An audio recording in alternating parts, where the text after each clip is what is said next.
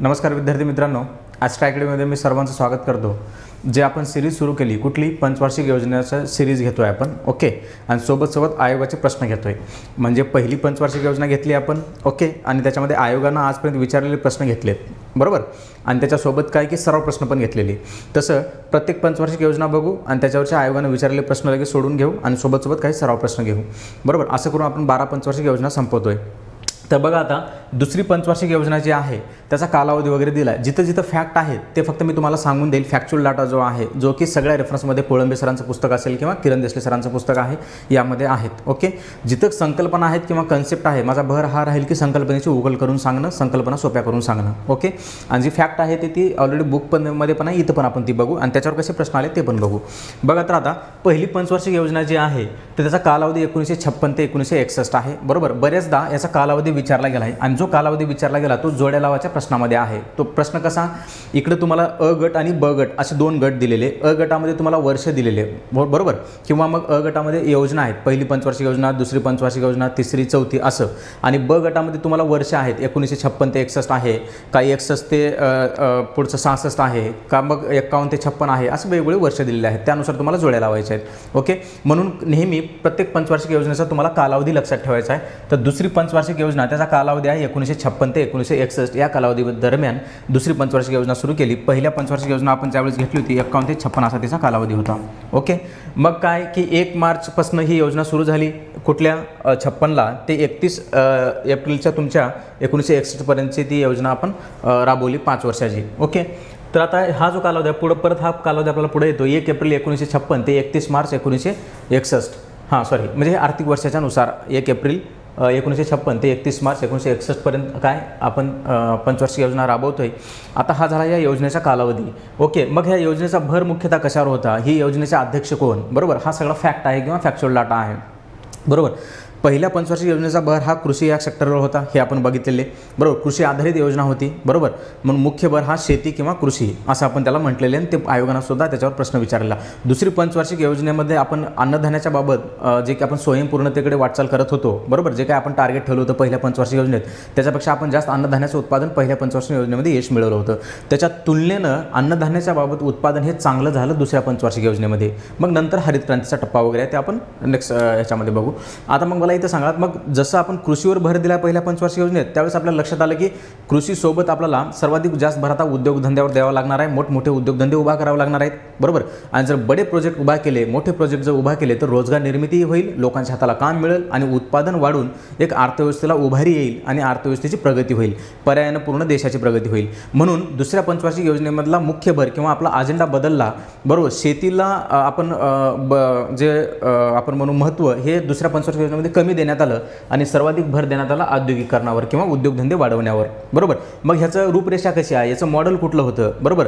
म्हणजे औद्योगिकरणावर भर दिला आपण, तर यासाठी कुठलं मॉडेल स्वीकारलं आहे, तर महालनोबिस नावाचं प्रतिमान आहे, जे आपण आता पुढं बघू की महालनोबिस नावाचं मॉडेल किंवा व्यूहरचना किंवा प्रतिमान किंवा प्रतिरूप हे 3 समानार्थी शब्द आहेत जे आयोगानं विचारलेले आहेत. ओके. कशाला, प्रतिरूप किंवा प्रतिमानाला, जे आपण पुढं बघू. मग ह्याचं बघा, पहिल्या योजनेमध्ये सांगितलं होतं की प्रत्येक पंचवार्षिक योजनेचा जे काही अध्यक्ष आहेत हे आपले प्राईम मिनिस्टर असतात, बरोबर. जे 12 आत्तापर्यंतच्या पंचवार्षिक योजना झाल्या त्या सगळ्यांचे अध्यक्ष आहे कोण, प्राईम मिनिस्टर असतो. मग त्यावेळेसचे जे पंतप्रधान होते ते त्यावेळेसचे अध्यक्ष असणार, बरोबर. आणि उपाध्यक्षाची जे निवड समिती होती त्या माध्यमातून आपण काय करायचो की उपाध्यक्ष हा निवडला जायचा किंवा उपाध्यक्षाची नेमणूक केल्या जायची, बरोबर. मग तो कोण, टी कृष्णमचारी हे त्यावेळेसचे उपाध्यक्ष होते. परीक्षेच्या हिशोबानं आपल्याला हे सुद्धा माहीत पाहिजे की कुठल्या पंचवार्षिक योजनेचे उपाध्यक्ष कोण आहेत आणि अध्यक्ष कोण आहेत. शक्यतो अध्यक्ष आपण विसरत नाही, पण उपाध्यक्ष मात्र माहिती पाहिजेत. तर टी कृष्णमचारी हे उपाध्यक्ष आहेत. तर बघा, प्रतिमान किंवा प्रतिरूप याला मी समानार्थी शब्द इथंच लिहून देतो म्हणजे तुमच्या लक्षात राहतील. जे आयोग विचारते वारंवार, याला व्यूहरचना हा एक शब्द आहे, बरोबर. दुसरा प्रतिरूप, बरोबर. प्रतिमानाला व्यूहरचना किंवा प्रतिरूप किंवा प्रतिमान जो शब्द आहे आणि ह्यालाच मॉडेल असंही म्हणतात. ओके. मग इंग्रजी एक शब्द लक्षात ठेवला तर तुमच्या लक्षात येऊन जाते की बाबा हे प्रतिमानाविषयी प्रश्न विचारलेला आहे. मग आता महालोभीस प्रतिमान कुठलं प्रतिमान किंवा कुठलं मॉडेल आपण स्वीकारलं आहे याचा अर्थ रूपरेषा कुठली आहे, कशाच्या आधारावर आपण दुसरी पंचवार्षिक योजना राबवतो, बरोबर, त्याचा बेस का आहे, बरोबर, कुठलं नियोजन आपण स्वीकारलं आहे किंवा कुठल्या मार्गाने आपल्याला जायचं आहे, 5 वर्ष आपण जे प्लॅन करतो तो कुठल्या मार्गाने जाणार आहे. तर महालोभीस सरांनी जे मॉडेल आपल्याला सुचवलं आहे, जे आपल्यासमोर ठेवलं आहे ते आपण स्वीकारलं, म्हणून ह्याला महालोभीस प्रतिमान असं म्हणतात. मग हे मॉडेल काय होतं हे आपण पुढं चर्चा करू. बघा, जसं पहिल्या पंचवार्षिक योजनेमध्ये तुम्हाला सांगितलेलं होतं की तिथं हेरॉल्ड डोमर नावाचं आपण प्रतिमान स्वीकारलेलं होतं, ओके. आणि मग ते प्रतिमान जे होतं ते भांडवली गुंतवणूक काय करायची आहे, बरोबर, म्हणजे करायची आहे आपल्याला ह्या संदर्भात पहिलं प्रतिमान किंवा पहिल्या पंचवार्षिक योजनेमध्ये नमूद करण्यात आलं होतं. पण ती गुंतवणूक करायची आहे, पण कुठं करायची हे नव्हतं त्यांनी सांगितलं, बरोबर. म्हणजे भौतिक गुंतवणूक करायची आहे बाबा आपल्याला, अशी पहिली पंचवार्षिक योजना सांगते, मोठ्या प्रमाणात गुंतवणूक करायची होती, पण नेमकं करायची कुठं आणि त्याची रूपरेषा कशी असेल ह्याचं स्पष्टीकरण हेरॉल्ड डोमर प्रतिमानामध्ये नव्हतं. मग त्यालाच हात घातला आहे महालोभीस प्रतिमानानं, तर याचं उत्तर महालोभीस प्रतिमानात सापडते असं इथं तुम्हाला दिलेले, बरोबर, पहिलं वाक्य. दुसरं आहे भांडवली वस्तू उत्पादन गुंतवणूक करण्यास सुचवले, म्हणजे पहिल्या पंचवार्षिक योजना हे आपण घेऊ परत डिटेलमध्येच. म्हणजे भांडवली वस्तू, बघा, 2 प्रकारच्या वस्तू आहेत, 2 प्रकारच्या वस्तू जेणेकरून भौतिक गुंतवणूक करायची असेल तर 2 फॉर्ममध्ये आपल्याला करता येईल. परत आपण ह्या पॉईंटवर येऊ.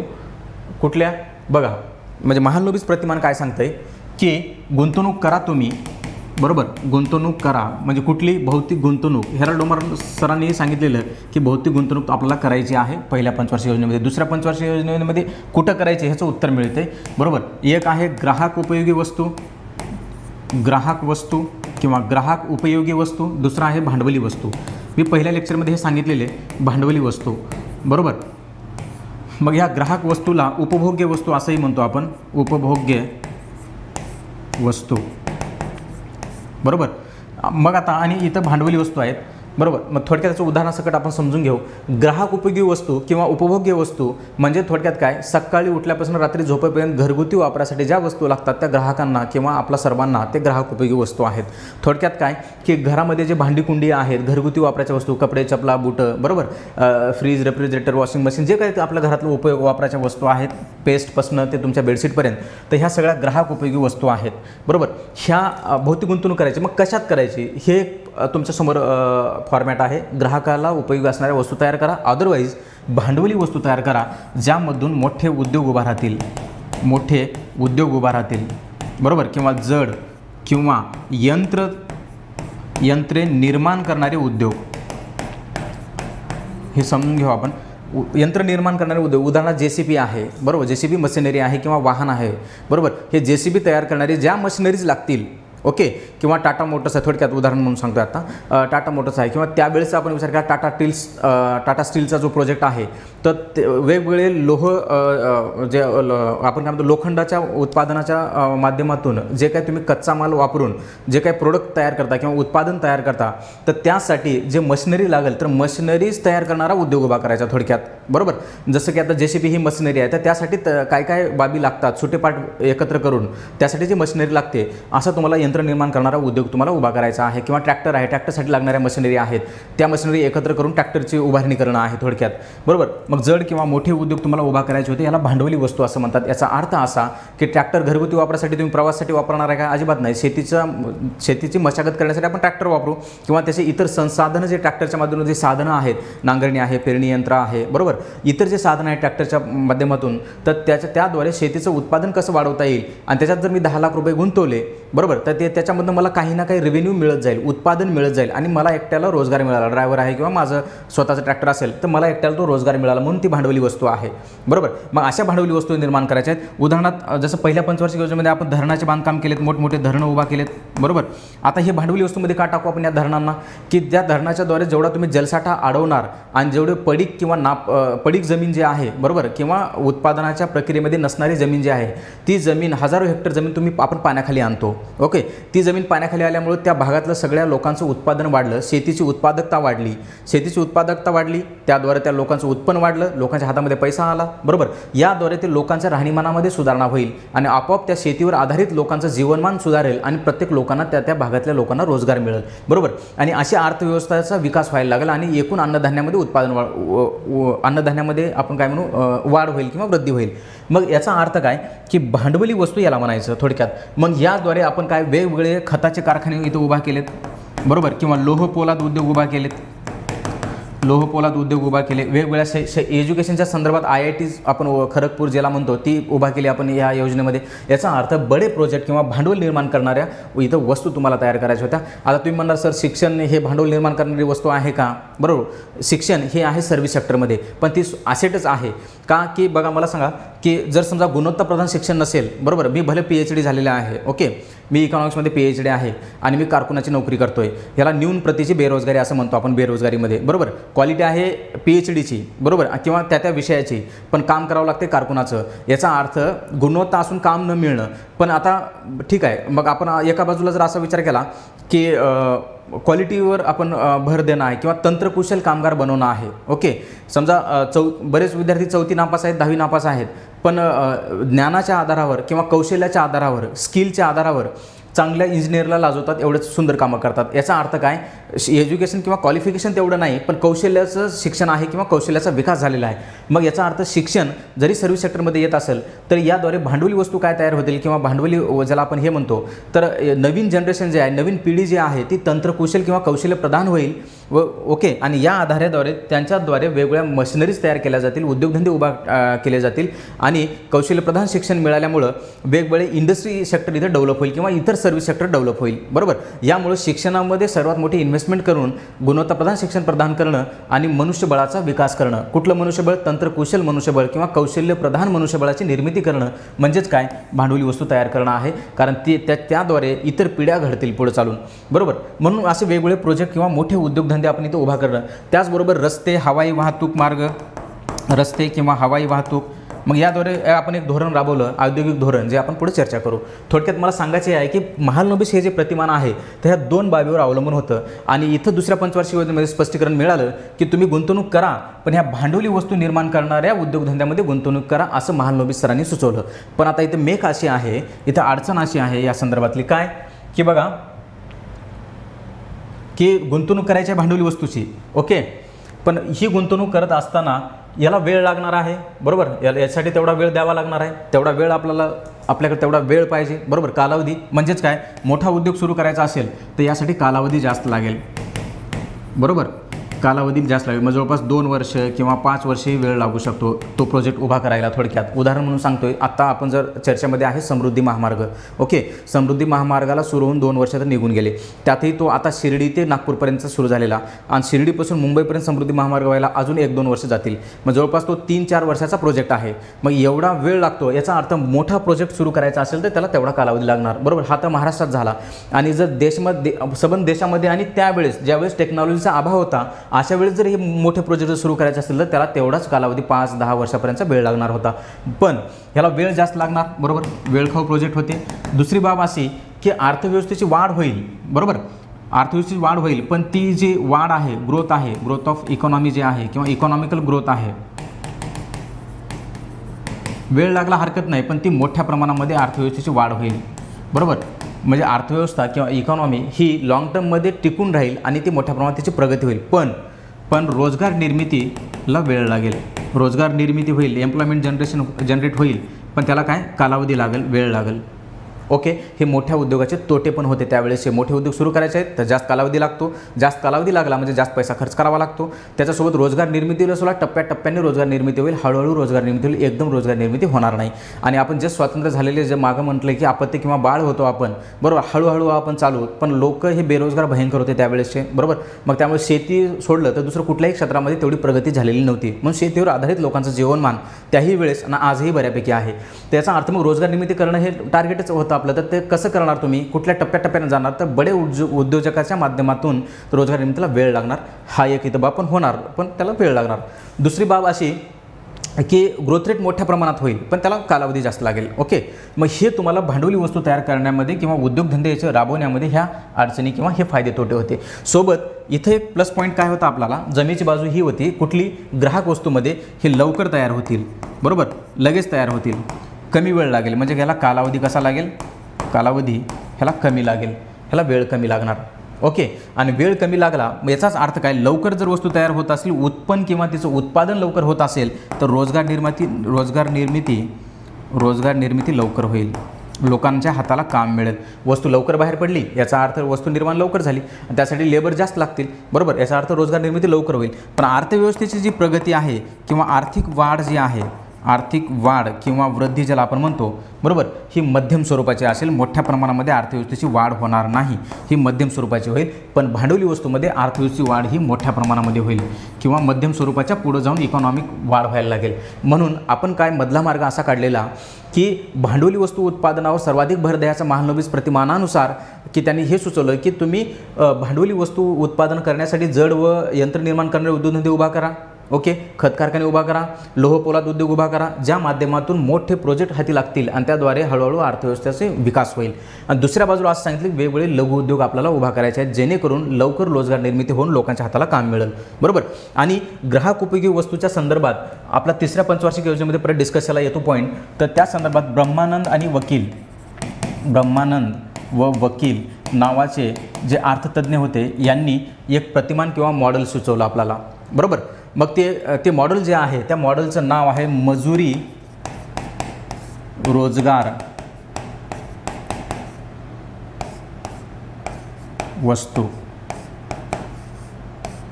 मजुरी रोजगार वस्तू तयार करायच्या होत्या किंवा ज्याला आपण मजुरीच्या संदर्भात मजुरी किंवा रोजगार वस्तू मॉडेल त्याला आपण म्हणतो, मजुरी किंवा रोजगार.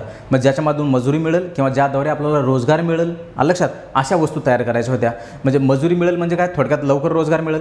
लवकर रोजगार मिळेल म्हणजे वस्तू कुठली तयार करायची आपल्याला, ग्राहकांना उपयोगी असणाऱ्या वस्तू तयार कराव्या लागतील, ज्यामधून लवकर रोजगार निर्मिती होईल, लोकांच्या हाताला काम मिळेल. याचा अर्थ मग उपभोग्य वस्तूवर भर होता त्यांचा. आणि हे मॉडेल जे आहे यांनी सुचवलेले हे आपण त्या पंचवार्षिक योजनेमध्ये स्वीकारलं नाही, बरोबर. मग पुढच्या पंचवार्षिक योजनेमध्ये आपण त्याचा विचार करण्यात आला. पण मधला मार्ग असा करण्यात आला की इकडे मोठ्या प्रमाणात गुंतवणूक करून हळूहळू अर्थव्यवस्थेला इथं वाढीवर भर द्यायचा, बडे प्रोजेक्ट टिकून ठेवायचे, त्याला जास्त कालावधी लागायला हरकत नाही, अर्थव्यवस्थेमध्ये औद्योगिकरणाला उभारी मिळेल आणि सोबत लघु उद्योगांचा विकास करायचा असं होतं. पण ह्या प्रतिमानानुसार लगेच आपल्याला उपभोग्य किंवा ग्राहक वस्तू मोठ्या प्रमाणात तयार करू हे आपण काही स्वीकारलं नाही त्या दुसऱ्या पंचवार्षिक योजनेमध्ये. मग पुढे त्याचा विचार करण्यात आला, ते पुढे बघू आपण. हे होतं महालनोबिस प्रतिमान. आता या संदर्भातला योजनेची जी उद्दिष्टे आहेत, बरोबर, योजनेच्या उद्दिष्टामध्ये इथे 2 पॉईंट ॲड केलेत मी. बघा, राष्ट्रीय उत्पन्नामध्ये 4.5% आर्थिक वृद्धी दरांचं लक्ष्य. काही पुस्तकामध्ये चुकीचा आकडा दिला आहे, तो हा आकडा बरोबर आहे. राष्ट्रीय उत्पन्नात 4.5% वार्षिक वृद्धी दर आपल्याला गाठायचा होता. म्हणजे जर समजा तुमची अर्थव्यवस्था 100 रुपयाची आहे, ती अर्थव्यवस्था एका वर्षाला दरवर्षी 4.5% ती इकॉनॉमी तुम्हाला वाढायची होती, बरोबर. म्हणजे 104.5 रुपये व्हायला पाहिजे दुसऱ्या वर्षी, असं थोडक्यात. सार्वजनिक खर्चाचा 4,800 कोटी रुपयाचा, ह्याच्यावर काही प्रश्न येत नाही, आलं लक्षात. ती आता माहिती म्हणून मी इथं हा पॉईंट लिहिलेला. 4,800 कोटीचा आपला खर्च करायचा होता. एकूण सर्वाधिक खर्च 28% हा वाहतूक दळणवळणावर झाला. हा महत्त्वाचा आपल्याला परीक्षेच्या दृष्टीनं आपण बघू पुढं. म्हणजे सर्वाधिक खर्च दुसऱ्या पंचवार्षिक योजनेचा सर्वाधिक भर हा जवळपास पैसा जर आपण म्हटलं 28% हा खर्च वाहतूक आणि दळणवळणावर आहे, ट्रान्सपोर्टवर आहे, ओके. मग आता या संदर्भातलंच धोरण येईल जे आपण पुढे डिस्कस करू. पहिली पंचवार्षिक योजना जर तुम्ही विचार केली तर पहिल्या पंचवार्षिक योजनेचा सर्वाधिक भर हा कृषीवर होता असं आपण म्हटलेले, आणि तो 31% इतका भार कृषीवर त्यांनी, एकूण 100 रुपये असतील त्या पंचवार्षिक योजनेमध्ये आपल्याला खर्च करायचे, त्यापैकी 31 रुपये आपण कृषीवर खर्च केले होते. आणि दुसरा आकडा असा होता कृषीचा 1 नंबर, आणि 27% खर्च हा कशावर होता, दळणवळणावर होता, दळणवळण. आणि इथं 28% आहे. दोन्हीचं जर दुसरी पंचवार्षिक योजना, मग दोन्हीचं जर कॅल्क्युलेशन जर केलं आपण तर पहिली योजना आणि दुसरी पंचवार्षिक योजना, पहिली आणि दुसरी दोन्हीचं मिळून जवळपास 55% हा दळणवळणावर खर्च होता. म्हणजे 2 पंचवार्षिक योजनेचा तुलना केली असता दळणवळण व वाहतुकीवर हा सर्वाधिक खर्च झालेला आहे दोन्ही योजनेमध्ये. याचा अर्थ असा की दुसऱ्या पंचवार्षिक योजनेमध्ये पहिल्या पंचवार्षिक योजनेच्या तुलनेत कृषी या सेक्टरवर सर्वात कमी खर्च झाला होता. सर्वात कमी म्हणजे तुलनेने कमी खर्च झालेला होता. ह्याच्यावर आयोगाचा प्रश्न आपण पुढे बघू. बघा, एकूण खर्चापैकी सर्वाधिक खर्च कशावर झाला दुसऱ्या पंचवार्षिक योजनेमध्ये, वाहतूक आणि दळणवळणावर. त्या खालोखाल 24% करणं हे टार्गेट होतं आपण केलेले. पण लघु व ग्राम उद्योगावर खर्च एक योजनेचं उद्दिष्ट होते करायचं, ते बऱ्यापैकी आपण याच्यावर खर्च केलेला. लघु उद्योग आणि ग्राम उद्योग या माध्यमातून शक्यतो ग्राहक उपयोगी वस्तू हे बऱ्यापैकी तयार करण्याला प्राधान्य देण्यात आलं. पण याचा अर्थ आपल्या जे मॉडेल आहे किंवा महालनोबिस प्रतिमान आहे त्याचा सर्वाधिक भर हा भांडवली वस्तूवरच होता. याचा अर्थ ग्राहक उपयोगी वस्तू तयारच करायला पाहिजे असं काही भर नव्हता. आलं लक्षात. त्या खालोखाल म्हणजे रोजगार निर्मिती करायची होती, 10 ते 12 लाख रोजगार निर्मिती करायची होती या पंचवार्षिक योजनेमध्ये, बरोबर. आणि आर्थिक नीती जी होती ह्याच्यावर आयोगाचा प्रश्न आहे. आर्थिक नीती म्हणजे इकॉनॉमिक पॉलिसी कशाच्या बेसवर होती, बरोबर. तर समाजवादी समाजरचना म्हणजे याचा अर्थ आपली प्रायोरिटी जी होती, आपण पुढं जे धोरण घेईल मी कुठलं औद्योगिक धोरण याच्यात बघू, तिथं ही समाजवादी समाजरचना संकल्पना स्पष्ट करेल. याचा अर्थ आपण काय ते पुढे बघू. म्हणजे आर्थिक इकॉनॉमिक पॉलिसी जी होती ते आपण समाजवादी समाजरचना ही 1955ला आवडी इथं अधिवेशन जे झालं तिथं आपण हे स्वीकारण्यात आलं, समाजवादी समाजरचनेवर आपला भर देण्यात आला. तर त्या संदर्भातले दुसरी पंचवार्षिक योजनेचे काही टार्गेट होते. आता बघा ही समाजवादी समाजरचना काय सांगते ह्या एक आपण चार्ट बघू आणि मग आपण त्याच्यावर त्याच्या संदर्भातली माहिती बघू. बघा इथं दुसरी पंचवार्षिक योजना, इथं कालावधी आहे जो पहिला आपण बघितला 56 ते 61च्या दरम्यान. राष्ट्रीय उत्पन्नातील वार्षिक वृद्धी दर 4.5% होता. लक्ष काय होते आपले आणि आपण साध्य काय केलं आहे त्या संदर्भातला चार्ट आहे. साध्य केलं 4.2%, म्हणजे आपण पहिल्या लक्षामध्ये तरी यशस्वी झालो थोडक्यात, बरोबर. 4.5% होते, 4.2% आपण अचीव केलेले. दुसरा असा आहे सार्वजनिक खर्च 4,800 कोटी आपण बघितलेला करायचा होता, त्याच्यापेक्षा थोडा कमी आपला खर्च झाला 4,673 कोटी. काही बुकमध्ये 4,600 कोटी दिलं आहे. लक्षात, ह्याच्यावर आयोगाचा प्रश्न येत नाही, त्यामुळे याच्यावर भर नाही द्यायचा. सार्वजनिक खर्च याच्यावर आयोगाचा प्रश्न येतो. वाहतूक दळणवळण 28%, बरोबर, हे आपण खर्च केला आहे. दुसरा आहे उद्योगावर 24% खर्च केला आहे आपण, बरोबर. आणि कृषी व सिंचनावर 20% खर्च केला आहे दुसऱ्या पंचवार्षिक योजनेमध्ये. सामाजिक सेवेवर 18 आणि ऊर्जेवर 10. तुम्ही जर इव्हॅल्युएशन जर केलं आपण ह्याचं, तर तुम्हाला पहिल्या 5-6 योजनाचा अशा बघायला मिळतील की ऊर्जा हे सगळ्यात कमी क्षेत्र असं आहे की त्याच्यावर आपण सर्वाधिक कमी खर्च करत गेलो. याचं महत्त्व आपल्याला उशिरा कळलं. लक्षात, ते कुठल्या योजनेत कसं कळलं ते आपण पुढं बघू. बघा आता इथं एक नमूद करायची बाब अशी आहे की कृषी जे पहिल्या पंचवार्षिक योजनेमध्ये टॉपला होतं ते सरळ आपण इथं 3 नंबरला आलं खर्चाच्या संदर्भात, बरोबर. म्हणजे याचा अर्थ पहिल्या पंचवार्षिक योजनेमध्ये 31% खर्च केला आहे आणि इथं 20% खर्च केला, दोन्ही मिळून एकूण खर्च झाला 51%. याच्यावर आयोगाचा प्रश्न आहे. 2 पंचवार्षिक योजनेमध्ये कृषी क्षेत्रावर 51% खर्च केला आहे. तुलनेनं पहिल्या 2 पंचवार्षिक योजनेमध्ये सर्वाधिक खर्च कुठल्या बाबीवर झाला, याचा अर्थ इथं वाहतूक दळणवळण 28% आणि पहिल्या पंचवार्षिक योजनेमध्ये 27%, दोन्ही मिळून खर्च जवळपास 55% केला आहे आपण, बरोबर. म्हणजे सर्वाधिक 2 पंचवार्षिक योजनेमध्ये कशावर खर्च करण्यात आला, वाहतूक आणि दळणवळणावर कृषीच्या तुलनेत. आलं लक्षात. याचा अर्थ बघ परत चलनवाढ काय 6.6% इतकी महागाई वाढायला लागली जी आज घडीला आपल्याला बघायला मिळते, बरोबर. 2022मध्ये करोनाच्या नंतरचे जे वर आहे त्यानंतर सुद्धा चलनवाढ ही मोठ्या प्रमाणामध्ये इथं वाढताना दिसते आणि महागाई वाढताना दिसते. ओके, याला कुठली चलनवाढ म्हणायचं, रांगणारी कोणाला म्हणायचं, चालणारी कोणाला म्हणायचं, पळणारी कोणाला म्हणायचं आणि बेसुमार कोणाला म्हणायचं, हे चलनवाढ चॅप्टरमध्ये आपण बघू तिथं, बरोबर. अन्नधान्य उत्पादनाच्या बाबत एकूण 82 मिलियन टन अन्नधान्य उत्पादन आपण इथं अचीव केलेले आहे. 66.9 मिलियन टन पहिल्या पंचवार्षिक योजनेमध्ये होतं. दुसऱ्या पंचवार्षिक योजनेमध्ये बऱ्यापैकी मोठ्या प्रमाणात अन्नधान्याचं उत्पादन इथं आपण मिळवलेले आहे. ओके, याचा अर्थ काय की दुसरी पंचवार्षिक योजना की जिथे जे साध्य आहेत हे बऱ्यापैकी आपण मिळवले आहेत. म्हणजे याचा अर्थ 100% सक्सेस झाले असं नाही. काय काय आव्हानं होते ते आपण मग पुढच्या ह्याच्यामध्ये बघू. ह्या योजनेमध्ये कुठले कुठले प्रोजेक्ट उभा करण्यात आले, बरोबर, आणि या संदर्भातली आपण इथं चर्चा करतोय. एक चार्ट आहे, हा सगळा फॅक्च्युअल डाटा आहे, बरोबर. दुसरं औद्योगिक धोरण 1956 आपण राबवण्यात आलं, हे आपल्याला महत्त्वाचं जे आता आपल्याला बघायचं आहे. आणि भेल नावाचा जो प्रोजेक्ट आहे, जसं तुम्हाला म्हटलं होतं की दुसऱ्या पंचवार्षिक योजनेचा सर्वाधिक भर हा औद्योगिकरणावर होता. तेही औद्योगिकरण कसं झपाट्यानं औद्योगिकरण करायचं होतं, तीव्र औद्योगिकरण करायचं होतं, बरोबर. आणि भौतिकवादी योजना असंही तिला आपण नाव देतो आहे आणि पुढं त्यालाच आपण ह्याच योजनेला नेहरू महालनोबिस योजना असंही म्हटलं जातं. का की ह्या योजनेचे अध्यक्ष हे पंडित जवाहरलाल नेहरू आणि प्रतिमान ज्यांनी सुचवलं ते महालनोबिस, म्हणून याच योजनेला दुसरं नाव जसं आपण भौतिकवादी योजना म्हणतो तसंच याला नेहरू महालनोबिस योजना असंही म्हटलं जाते. आणि ह्या दोघांच्या संयुक्त विचारानुसार किंवा त्या मॉडेलनुसार आपण दुसरं औद्योगिक धोरण राबवलं.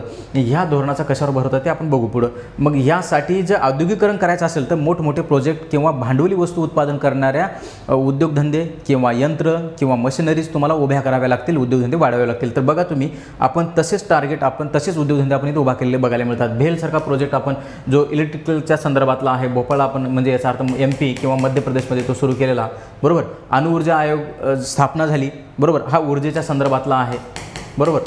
आता हा जो अणुऊर्जा भाग आहे हा आपल्याला इथं बघायला मिळतो औद्योगिक धोरणामध्ये. काय ते तिथं बघू आपण. इथं त्याचे जे अध्यक्ष होते याच्यावर आयोगाचा बरेचदा प्रश्न आहे. होमी बाबा जे आहेत ते त्याचे अध्यक्ष होते, त्यांच्या अध्यक्षतेखाली अणुऊर्जा आयोगाची स्थापना करण्यात आली. त्याचं वर्षसुद्धा बरेचदा आयोगानं विचारलेलं आहे, 1 मार्च 1958. नांगल भाकरा नांगल प्रकल्प हे आपण पहिल्या पंचवार्षिक योजनेमध्ये बघितलेला आहे आणि तिथं वेगवेगळ्या राज्याची तुम्हाला यादी पण हिमाचल प्रदेश, पंजाब, हरियाणा, राजस्थान. आणि इथं जो नांगल खत कारखाना आहे हा खताच्या संदर्भातला आहे. तिथं तो एक प्रोजेक्ट आपण सिंचनाच्या संदर्भातला बघितलेला. हिराकूड जो धरण आहे तर त्या संदर्भातला. तर हा 1961 पंजाबचा रूरकेला इथं खताचा कारखाना आहे आणि हा कारखाना इथं सोबत तुम्हाला रूरकेलाला आपण पोलाद उद्योगसुद्धा सुरू केलेला, बरोबर, रशियाच्या मदतीनं, बरोबर.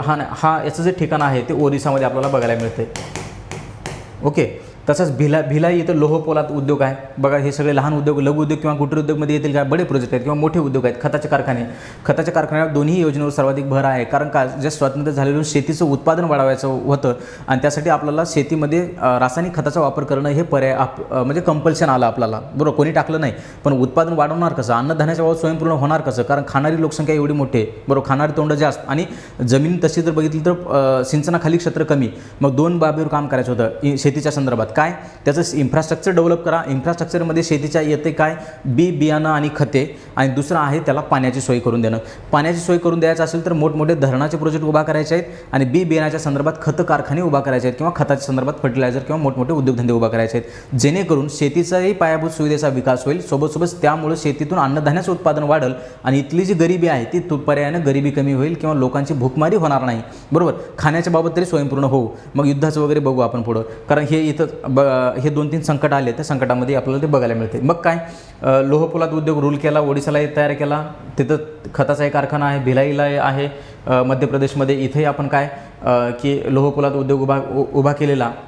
ह्याच्या पुढं दुर्गापूरचा लोहपोलाद उद्योग आहे, म्हणजे मोठमोठे उद्योग आपण इथं उभा केलेत.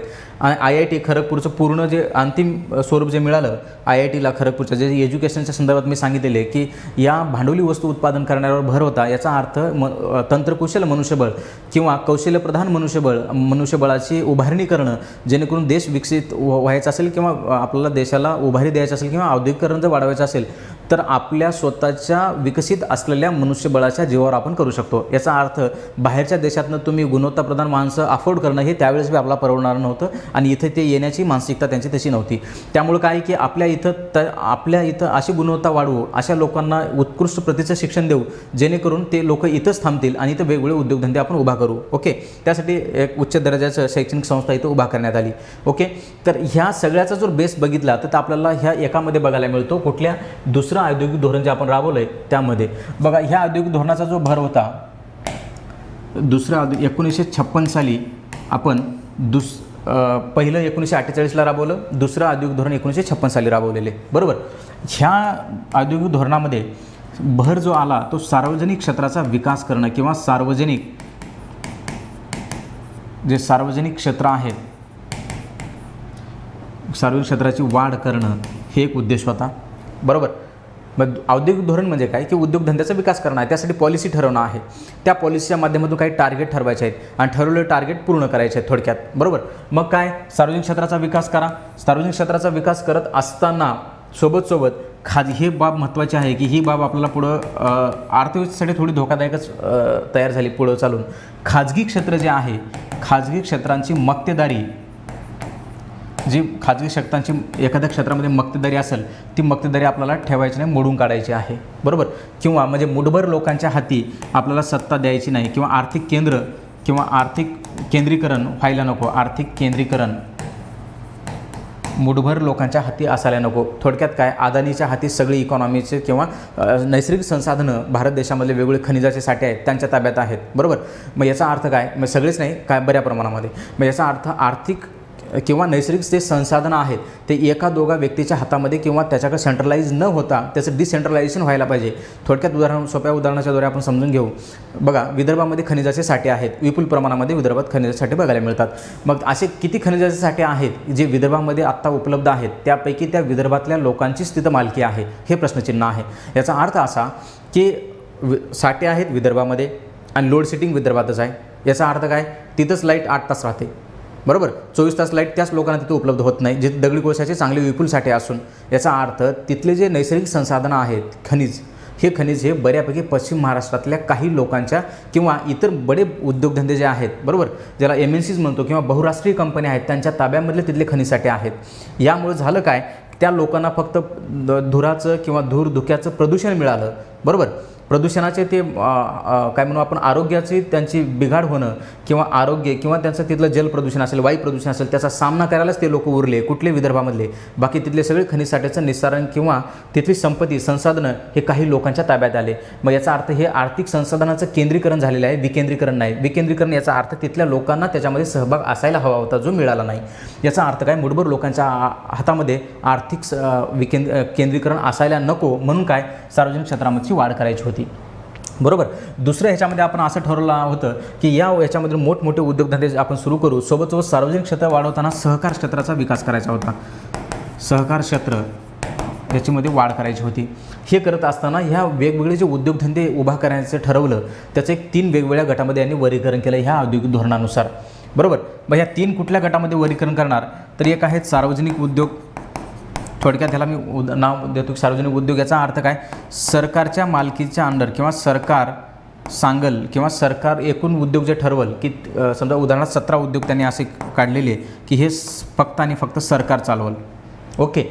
याच्यामध्ये गुंतवणूक करण्याचा आणि हे चालवण्याचा पूर्ण अधिकार सरकारच्या अंडर ठेवण्यात आला. शक्यतो ही एक आपली चूक पण म्हणू किंवा ही भीती पण काय की भारत देश जे स्वतंत्र झालेला त्याच्या अगोदर आपण आपल्यावर राज्य हे ब्रिटिशांचं, आणि ते आले होते व्यापाराच्या निमित्तानं. काही खाजगी कंपनीचे लोक बरोबर इथं येऊन ब्रिटिश ईस्ट इंडिया कंपनी ज्याला आपण म्हणतो, तर व्यापाराच्या निमित्तानं आले आणि पूर्ण आपण पारतंत्र्यात गमावलं. आपण गुलामगिरीमध्ये आपला दिवस काढावे लागले. पूर्ण त्यांनी साम्राज्य इथं काबीज केलेलं.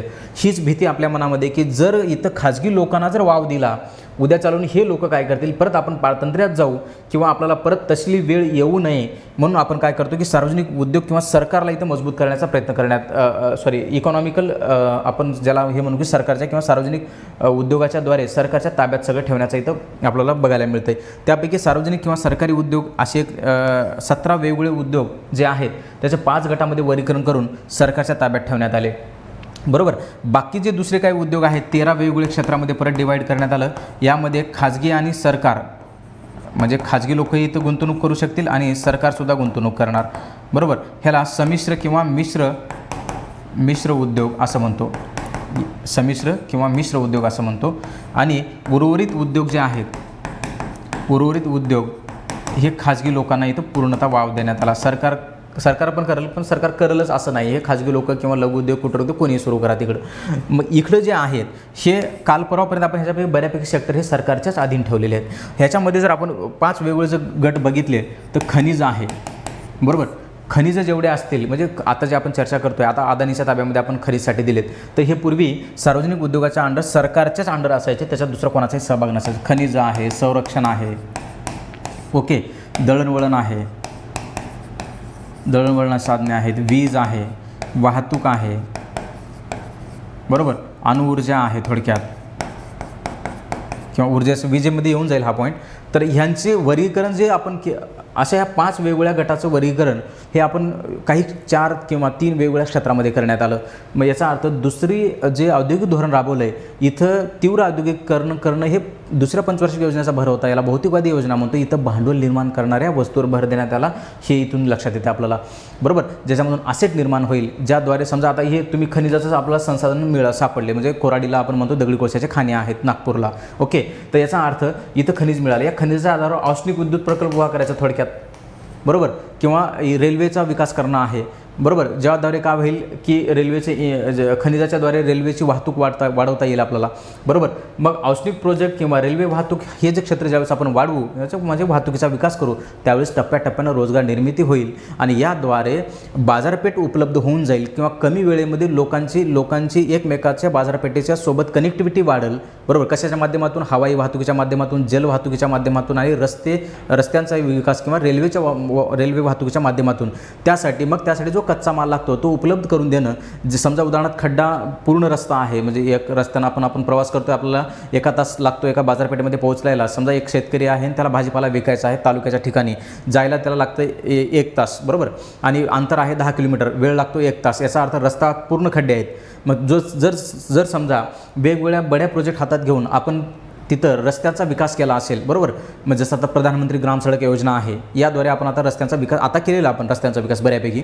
तर मग जर ते वाहतुकीचं अंतर त्याचं 1 तास लागते, जे की त्याचं अंतर लागायला पाहिजे 10 ते 15 मिनिटाचं अंतर आहे, तर 1 तास ज्यावेळेस आपण प्रवास करतो त्यावेळेस आपल्याला 2 बाबीचा खर्च, एक वेळेचा खर्च होतो. नाशवंत जर वाहतूक मालाची वाहतूक असेल, नाशवंत मालाची, तर तो सडून जाण्याचा किंवा त्याचं नुकसान होण्याचा जास्त चान्सेस असतात. सोबत इंधन हा सर्वात जास्त आपला खर्च होणारा बाब आहे. इंधन म्हणजे पेट्रोल डिझेल या संदर्भात लागणारे इंधन आपलं खर्च होते, जे की आपल्या इथं उत्पादन होत नाही, बाहेर देशातून आपल्याला आयात करावं लागतं. ओके, आणि त्याच्यावर आपला भरपूर मोठी फॉरेन करन्सी आपली खर्च होते. मग याद्वारे काय करा, याद्वारे एका बाजूला मोठे उद्योग तयार होतील आणि भारत देशाचं पायाभूत सुविधेचा विकास होईल या माध्यमातून. मग असं वेगवेगळे क्षेत्र जे आहेत ते सरकारनं आपल्या अधीन ठेवले, जेणेकरून खाजगी लोकांची किंवा श्रीमंत लोकांची याच्यामध्ये मक्तेदारी व्हायला नको, मुठभर लोकांच्या हाती हे पॉवर जायला नको, कुठली आर्थिक सत्तेचं केंद्रीकरण व्हायला नको, म्हणून सरकारनं आपल्या ताब्यामध्ये ठेवले असे वेगवेगळे 17 उद्योग. त्यापैकी 3 आणि त्यापैकी जे 13 आहे, 13मध्ये सुद्धा सरकारचे अंडर ठेवण्यात आले आणि इतर उद्योग खाजगी लोकांना सुरू करण्याच्या परवानगी देण्यात आल्या. याचसोबत बघा, जसं आपण म्हणतो की संरक्षणामध्ये गुंतवणूक सरकारच बघणार, अणुऊर्जामध्ये गुंतवणूक सरकारच बघणार, बरोबर, आणि रेल्वे वाहतूक जे आहे आणि हवाई वाहतूक आता ही खाजगी क्षेत्राला खुली केली, ह्याचं इन्फ्रास्ट्रक्चर खाजगी क्षेत्राला आपण खुलं केलेलं आहे आणि संरक्षण आणि अणुऊर्जा संदर्भात सरकारच्या अधीन आहे. ओके, तर हे होतं दुसरं आपल्याला औद्योगिक धोरण, ज्यामध्ये सर्वाधिक भर हा मोठ्या प्रोजेक्टची उभारणी करणं, आणि तेही असे प्रोजेक्ट जे सरकारच्या अधीन राहतील किंवा सार्वजनिक क्षेत्राच्या म्हणजे जो सरकारच्या अधीन ते उद्योगधंदे आपल्याला बघायला मिळतील. इथं बघा, बँकिंग विकास करण्याच्या संदर्भात आता हे तुम्हाला दिसणार नाही, आपण याला पहिल्यांदा खोडून घेऊ. बँकिंग क्षेत्राचा विकास करण्याच्या संदर्भातलं एक शेअर मार्केटची जे सुद्धा हे म्हणतो आपण सुरुवात, ती आपल्याला दुसऱ्या पंचवार्षिक योजनेमध्ये बघायला मिळते. बॉम्बे शेअर बाजार असेल, बरोबर, आणि भारतीय जीवन विमा म्हणजे LICची स्थापना जर आहे, याचा डेट बरेचदा आयोगाने विचारले, 1 सप्टेंबर 1956ला LICची स्थापना झाली. जोड्या लावामध्ये फक्त प्रश्न येतो, बरोबर, एवढा फॅक्च्युअल प्रश्न आता नाही. 1 लाईन बीटमध्ये जोड्या लावामध्ये हा प्रश्न येईल. अ गट ब गट, इकडं संस्था देतील, तिकडं वर्ष देतील, बरोबर, किंवा योजना देतील, कुठल्या योजनेमध्ये सुरू झाला. 31 ऑगस्ट 1957ला मुंबईचा शेअर बाजार सुरू करण्यात आला, बरोबर, आणि मग 56ला योजना सुरू झाली. योजना सुरू झाल्यावर दुसऱ्या वर्षी शेअर बाजार सुरू झालेला, आणि इथं योजना सुरू होणाऱ्या ज्या वर्षी झाली त्याच वर्षी इथं तुमची LICची स्थापना करण्यात आली. आता